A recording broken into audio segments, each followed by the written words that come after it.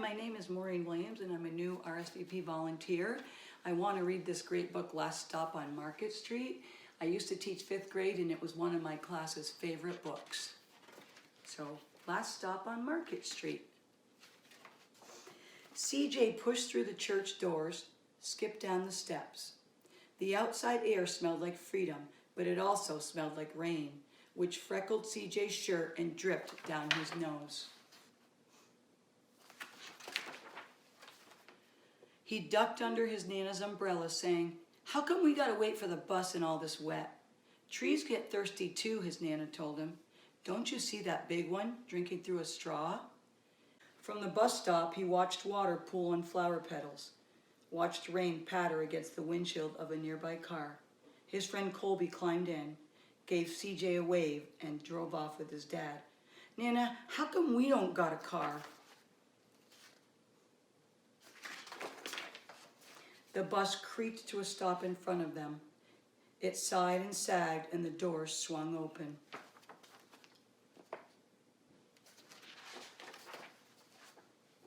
"What's that I see?" Mr. Dennis asked. He pulled a coin from behind CJ's ear, placed it in his palm. Nana laughed her deep laugh and pushed CJ along. They sat right up front. The man across the way was tuning a guitar. An old woman with curlers had butterflies in a jar. Nana gave everyone a great big smile and a good afternoon. She made sure CJ did the same.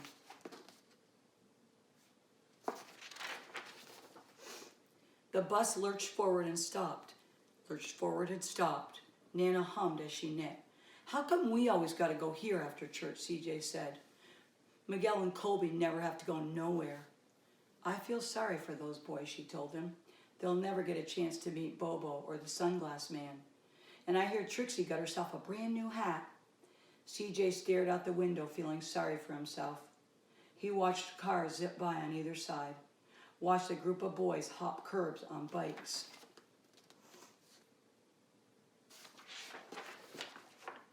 A man climbed aboard with a spotted dog.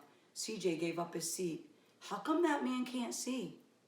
"Boy, what do you know about seeing?" Nana told him. "Some people watch the world with their ears." "That's a fact.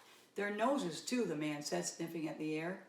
"That's a mighty fine perfume you're wearing today, ma'am." 2 older boys got on next. CJ watched as they moved on by and stood him back. "Sure wish I had one of those," he said. Nana sat down her knitting. "What for? You got the real-life thing sitting right across from you. Why didn't you ask the man if he'll play us a song?" CJ didn't have to. The guitar player was already plucking strings and beginning to sing. To feel the magic of music, the blind man whispered, "I like to close my eyes." Nana closed hers too. So did CJ and the spotted dog.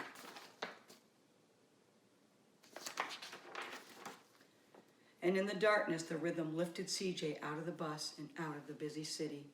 He saw sunset colors swirling over crashed waves, saw a family of hawks slicing through the sky, saw the old woman's butterflies dancing free in the light of the moon. CJ's chest grew full and he was lost in the sound, and the sound gave him the feeling of magic. The song ended and CJ opened his eyes. Everyone on the bus clapped, even the boys in the back. Nana glanced at the coin in CJ's palm. CJ dropped it in the man's hat. "Last stop on Market Street," Mr. Dennis called. CJ looked around as he stepped off the bus. Crumbling sidewalks and broken down doors, graffiti-tagged windows and boarded-up stores. He reached for his Nana's hand. "How come it's always so dirty over here?" She smiled and pointed to the sky. "Sometimes when you're surrounded by dirt, CJ, you're a better witness for what's beautiful." CJ saw the perfect rainbow arching over the soup kitchen. He wondered how his Nana always found beautiful where he never even thought to look. He looked all around them again, at the bus rounding the corner out of sight, and the broken street lamps still lit up bright, and the stray cat shadows moving across the wall. When he spotted their familiar faces in the window, he said, "I'm glad we came."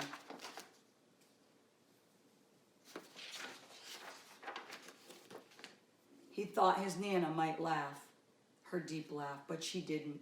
She patted him on the head and told him, "Me too, CJ, now come on." And that's the end. I hope you enjoyed the story.